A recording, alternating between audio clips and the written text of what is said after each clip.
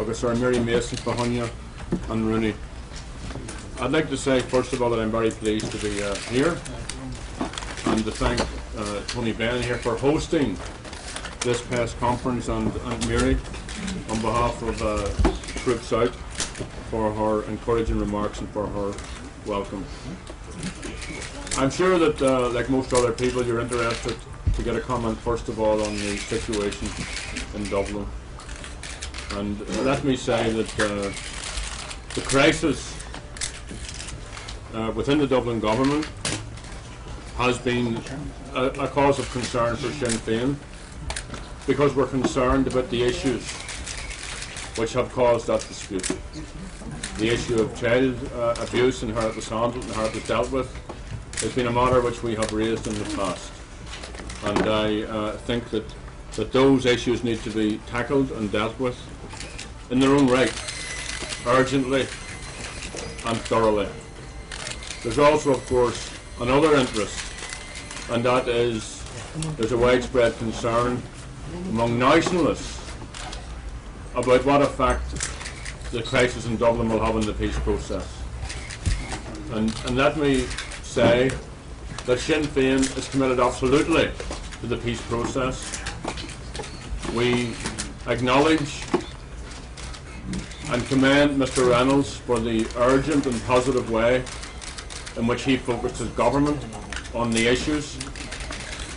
But we remind everyone that the issues and the need for peace are bigger than any of us, bigger than any politician, any political party or any government.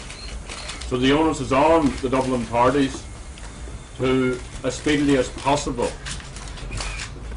reform or re-elect or reselect the government so that that focus can be reapplied. I think there's also a need at this time for all of us to examine the role of the British government in this process, and that's why I'm pleased to be here. I was invited, as you may know, by Mr Benn to come here 10 months ago to give an assessment, and the Tory government's response to that was to ban me from travelling. An assessment of the situation must, I think, agree that there is an unprecedented opportunity for peace, and that peace isn't just the removal of conflict, that peace is the presence of justice.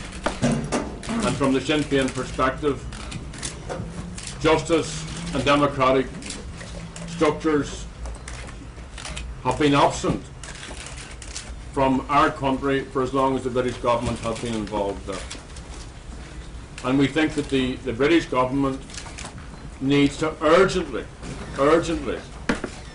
respond to this opportunity for peace, to ensure that it isn't squandered, and to commence talks, bilaterals of course with Sinn Féin and other parties, but more importantly, in conjunction with the Dublin government, multilateral talks dealing with the core issues.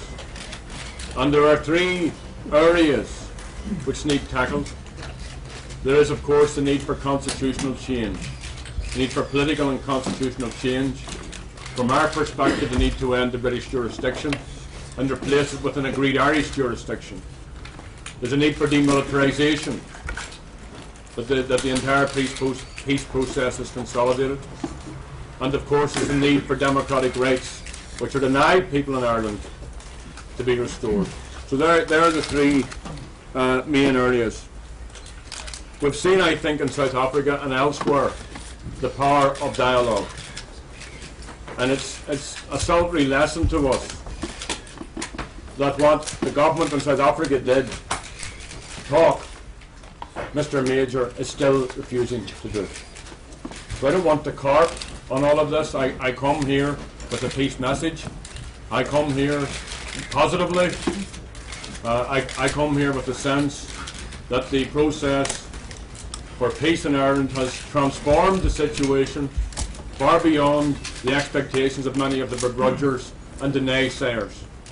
And it has been done at some risk by all of those who have been involved, Mr Hume, myself, Dublin government, Irish America and the US government, by everyone except the British government. So it's important that this opportunity be seized and we move forward. Now, that may be a slight reworking of a press statement that you will be given, but it's only because I cannot read this in such small print at this distance. The thrust of what I'm saying is that peace talks need to happen sooner rather than later. That there is an opportunity for peace in Ireland which should not be squandered, and the British government has an onerous responsibility to play its part in all of this. Thank you very much indeed. Can I just take up one point that was made before we have questions about the link between liberty in Britain and liberty in Ireland? I take it that every television company and radio broadcaster here will realise that to have reported Gerry Adams' words 2 months ago would have led you to legal action in the courts, because it would have been an offence against British law to have reported what he said.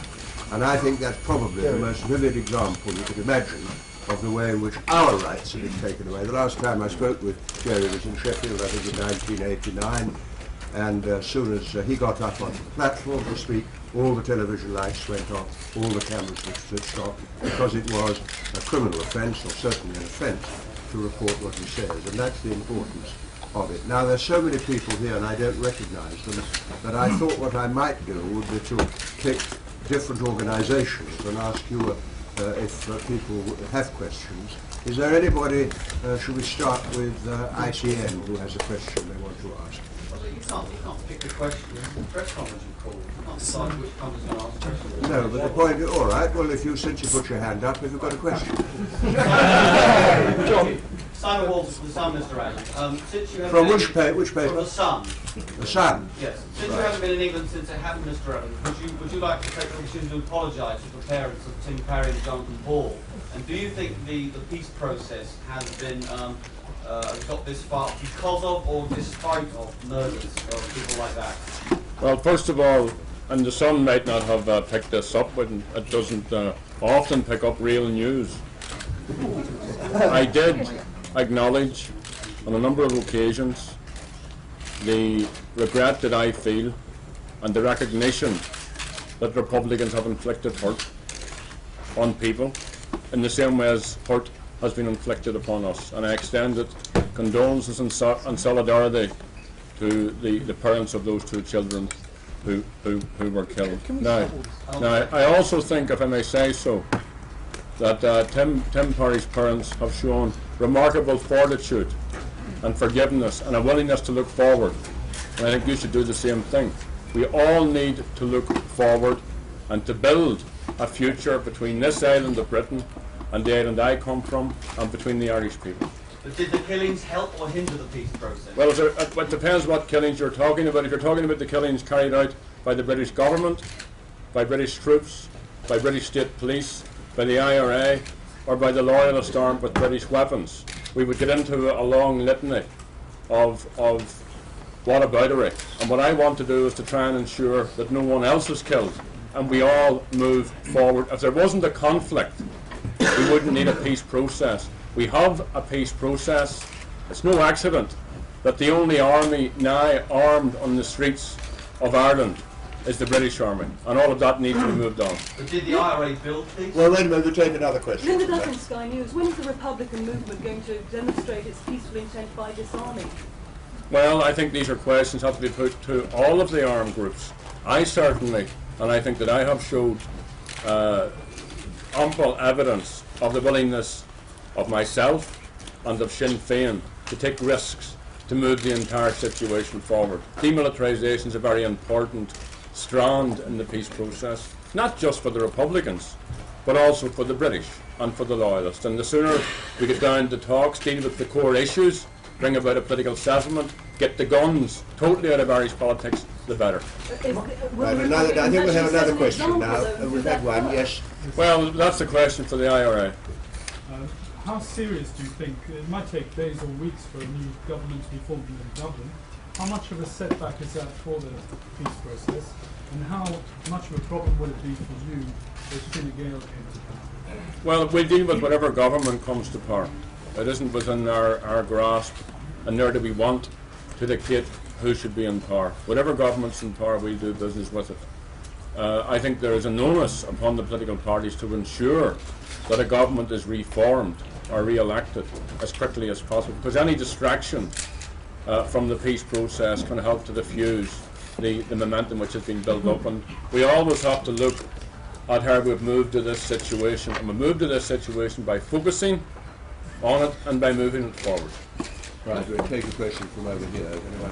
Martin Levine, BBC. You'll see a situation when the IRA returns to using bullets. Sorry. Martin Levine from BBC News. Can you foresee a situation where the IRA returns to violence and calls off the ceasefire? Well, I don't see the peace process being under any threat from any Republican element. The nagging, constant worry that I've had throughout this process is the failure, and indeed one could say the refusal, of the British government to engage in a proactive way with this process. I mean, bear in mind that you have here what governments throughout the world have recognised as an unprecedented opportunity for peace, and your government has yet to proactively engage in it. That's